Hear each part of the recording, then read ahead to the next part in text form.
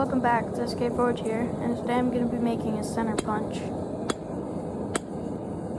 This tool is mainly used for guiding a drill bit into place when drilling holes. I'll especially use this a ton because I use a hand drill to drill my pin holes.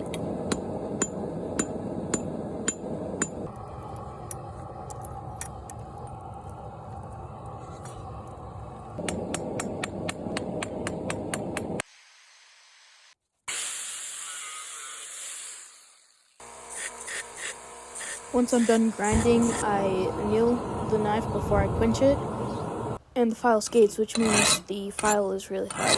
Next, I go on to tempering the piece to a dull purple. And thank you guys so much for watching, and hope you have a great day. Like and subscribe.